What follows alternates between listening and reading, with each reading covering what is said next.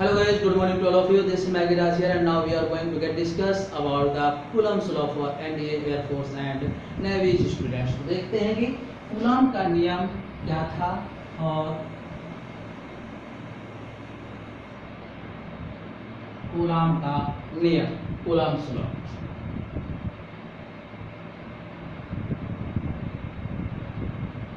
तो देखिएगा कि ये चार्ज हैं Q1, Q2, ये दोनों भी रेस्ट पर होते हैं। ध्यान दीजिए कि इसमें जितने भी पॉइंट लिखे सारे इंपॉर्टेंट पॉइंट हैं, रेस्ट पर होते हैं, रेस्ट एंड पॉइंट चार्ज होते हैं। स्थिर और बिंदु आवेश बोलते हैं। क्या बोलते हैं?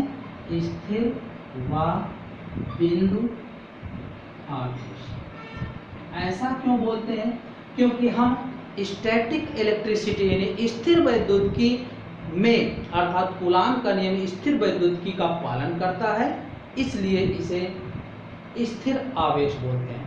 Coulomb's law followed the static electricity due to this the charges be at rest। and बिंदु आवेश क्यों बोलते हैं? क्योंकि इनके आवेशों के बीच की दूरी जो है इन आवेशों की तुलना में बहुत ज़्यादा है, are greater Q1 and Q2। Okay, यानी इन आवेशों के बीच की दूरी आवेशों के परिमाण की तुलना में बहुत ज़्यादा होती है, इसलिए ये पॉइंट चार्ज अर्थात बिंदु आवेश कहा जाता है। तो ये खास बात हुई। इनके बीच में जो फोर्स होता है F इक्वल टू ये आता है K Q1 Q2 या 1/4 pi epsilon not small k या k लिख दीजिए Q1 Q2 by R square. ये है बल, ठीक है ना, इसका मान। और ये देखिएगा ध्यान से कि ये फोर्स जो होगा दो तरह का होगा, अट्रैक्टिव और आकर्षण प्रकृति का और रिपल्सिव प्रतिकर्षण प्रकृति का। तो आकर्षण कब होगा? जब अल्टरनेट चार्ज हो, प्लस माइनस हो या माइनस प्लस हो। और रिपल्सिव कब होगा? जब प्लस प्लस हो या प्लस माइनस माइनस हो। तो ये बल की प्रकृति होगी। क्लियर? दूसरी बात के क्या है? परावैद्युतांक, इसको बोलते हैं डाई इलेक्ट्रिक कांस्टेंट। और इसकी वैल्यू डिफरेंट मीडियम के लिए डिफरेंट होती है। एयर के लिए 1 होती है, वाटर के लिए पानी के लिए 81 होती है, इबोनाइट के लिए 2.6 होती है, मेटल के लिए इन्फिनिट होती है यानी धातुओं के लिए, ठीक है ना, और के इंसुलेटर के लिए 5 होती है, अचालकों के लिए। तो ये के विभिन्न मान हैं। परावैद्युतांक या डाइलेक्ट्रिक कांस्टेंट की डिफरेंट वैल्यू है। तो ज़्यादातर इलेक्ट्रिक वर्क एयर या वैक्यूम में हुई होता है। तो जब के की वैल्यू 1 होगी तो 4 pi epsilon not Q1 Q2 upon R square ये होगा, ठीक है ना। तो देखिएगा अभी तक हम लोगों ने कितने पॉइंट डिस्कस किए कि कूलॉम के नियम में ये आवेश स्थिर होते हैं रेस्ट पर, और पॉइंट चार्ज होते हैं बिंदु आवेश होते हैं। स्थिर इसलिए होते हैं क्योंकि ये स्थिर वैद्युतिकी का पालन करता है कूलॉम का नियम। Coulomb's law followed the static electricity and point charge due to this nature because the distance between both charges is more than comparatively to the charges, यानी आवेशों की तुलना में दूरी बहुत ज़्यादा होती है। आइए नेक्स्ट देखते हैं। ये फोर्स जो है कूलॉमिक फोर्स दो तरह का होता है, अट्रैक्टिव एंड रिपल्सिव, आकर्षण व प्रतिकर्षण। और ऐसी स्थितियों में आकर्षण और प्रतिकर्षण होगा। के क्या है? डाइलेक्ट्रिक कांस्टेंट, परावैद्युतांक। डिफरेंट मीडियम के लिए इनकी वैल्यू ये है, वायु के लिए 1, पानी के लिए 81, इबोनाइट के लिए 2.6, धातुओं इन मेटल के लिए इन्फिनिट और अचालकों के लिए 5, इंसुलेटर्स के लिए 5। तो ज़्यादातर कोई भी इलेक्ट्रिक वर्क वायु या निर्वात में होता है तो ये बल का मान ये हो जाएगा। अब देखिएगा कि ये जो 1/4 पाई एप्सिलॉन नॉट है ये 9 × 10 पावर 9 होती है कंप्लीट वैल्यू। और एप्सिलॉन नॉट जो होता है वायु या निर्वात में वैद्युशीलता बोलते हैं, ठीक है ना, परमिटिविटी इन फ्री स्पेस।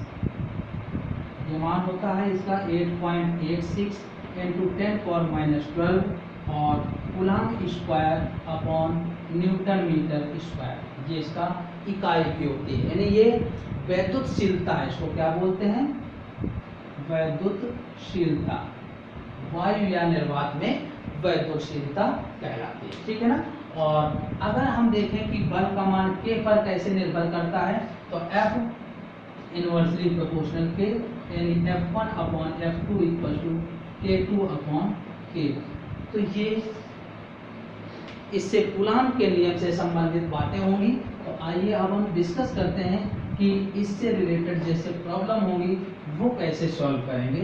तो देखिएगा कि फर्स्ट यानी 30 microcoulomb and -20 microcoulomb are placed at 4 centimetre apart with each other, then find force and its nature. यानी 30 माइक्रोकूलम्ब और -20 माइक्रोकूलम्ब के आवेश 4 सेंटीमीटर दूरी पर वायु में रखे हैं, तो फोर्स बल कैसा होगा और प्रकृति कैसे होगी। तो देखिएगा F का मान 9 × 10⁹ Q1 Q2 upon R square. तो 9 × 10⁹ Q1 है 30, Q2 है 20 upon R square 4 × 10⁻² whole square, तो हम लिख सकते हैं 16 × 10⁻⁴, ठीक है ना। ध्यान दीजिएगा सारी चीजें एमकेएस में। और ये प्लस और माइनस ये बता रहा है कि अट्रैक्टिव फोर्स है, ये इसकी नेचर है, आकर्षण, ठीक है ना। ये प्रकृति इससे आई और न्यूमेरिकल में सिर्फ परिमाण रखेंगे। अब देखिएगा सॉल्व करने के ट्रिक, सारी न्यूमेरिक वैल्यू जो है एक जगह रख दीजिएगा और पावर सारी एक जगह कर दीजिएगा। तो 9 और 4 13 और -12, तो सिर्फ प्लस की एक बचेगी, ठीक है ना। तो ये आ जाएगा इंटू 5/4 इंटू 10 इतना न्यूटन, और कैसा अट्रैक्टिव फोर्स। अब इसका मल्टीप्लाई कर दीजिएगा और डिवाइड कर दीजिए, ठीक है। तो फाइनली अगर देखें तो ये आ जाएगा F equal to 2700 into 5 upon 4, ठीक है ना।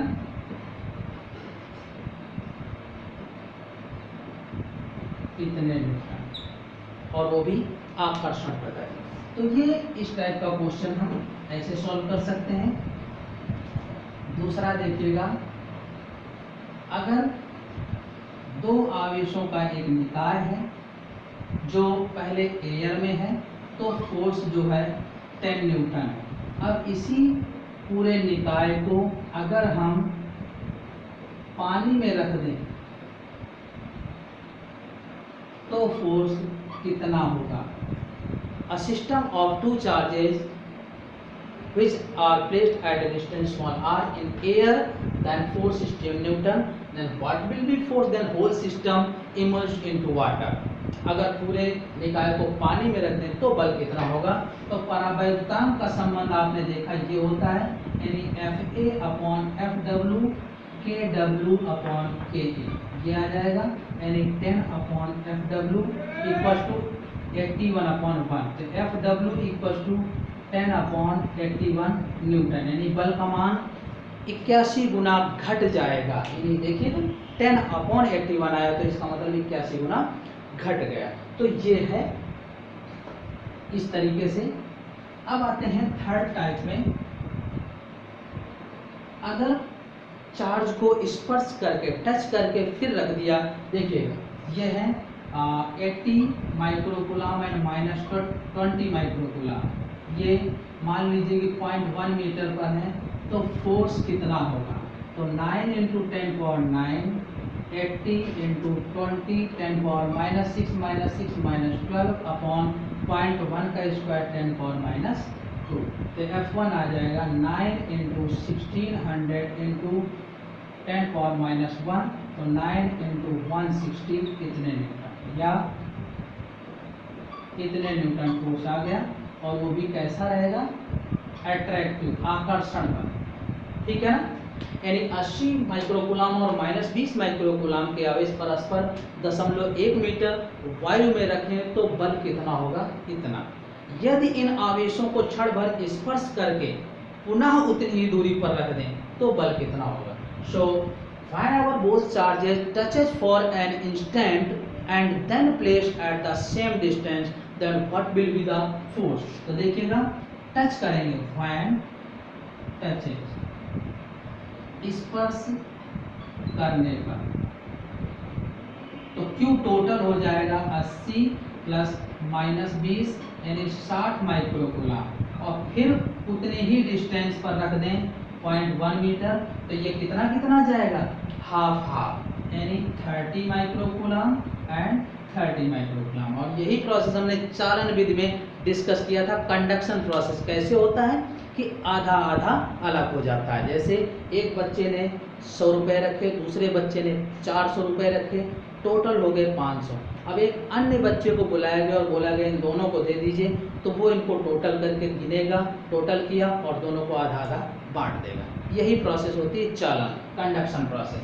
तो देखिएगा अब जो फोर्स हो जाएगा 9 × 10.9 Q1 Q2 अपॉन r², 10⁻⁻2, ठीक है ना। 0.1 का स्क्वायर 10⁻⁻2 और ये 10⁻⁻6 माइक्रो के दोनों ही आ गए, तो ये आ जाएगा 9 × 900 × 10⁻⁻1, तो ये आ जाएगा 810 न्यूटन, और ये होगा रिपल्सिव फोर्स, प्रतिकर्षण बल।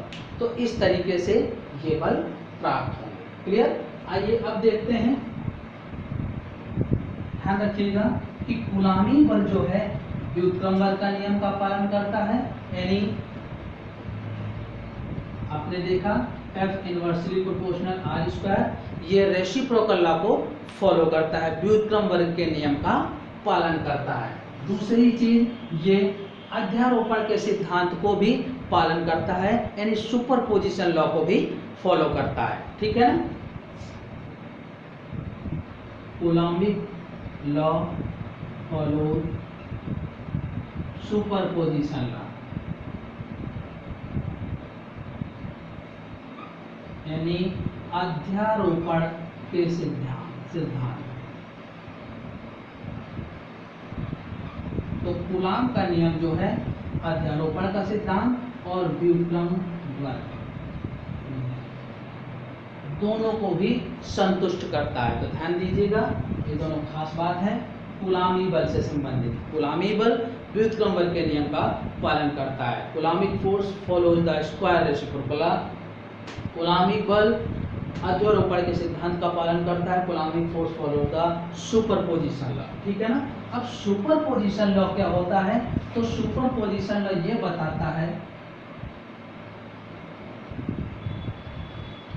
सुपरपोजिशन तो जैसे कोई भी सिस्टम है Q1 Q2 Q3 Q4, बहुत सारे चार्ज ऐसे रखे हैं, इनकी वजह से किसी भी एक पॉइंट पर जो सारे फोर्स होंगे वो F1 F2 F3 F4, इन सब के कारण जो इनका रिजल्टेंट होगा वो F रिजल्ट सभी बलों के सदिश योग के बराबर होगा।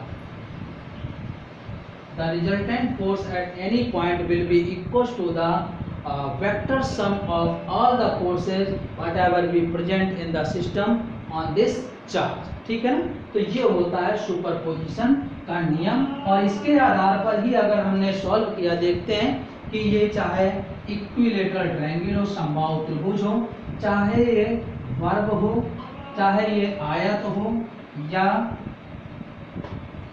गोला, अगर इनके शीर्षों पर आवेश चिन्ह सहित समान हो। देखिएगा ये Q है, अगर यहाँ -3Q है तो सब जगह -3Q ही हो, अगर यहाँ 10Q है तो सब जगह 10Q ही हो,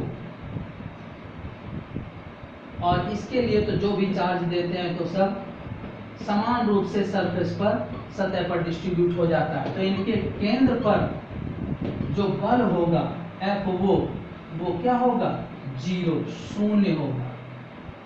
ध्यान रखिएगा। तो चाहे समबाहु त्रिभुज हो, चाहे वर्ग हो, चाहे आयत हो, चाहे गोला हो, इन पर, इनके शीर्षों पर अगर आवेश परिमाण सहित और चिन्ह सहित समान है तो फोर्स केंद्र पर बल का मान 0 होगा। All the charges with magnitude and sign are remain same at the vertices of an equilateral triangle, square और rectangle, then resultant coulombic force at the center will be 0. Okay.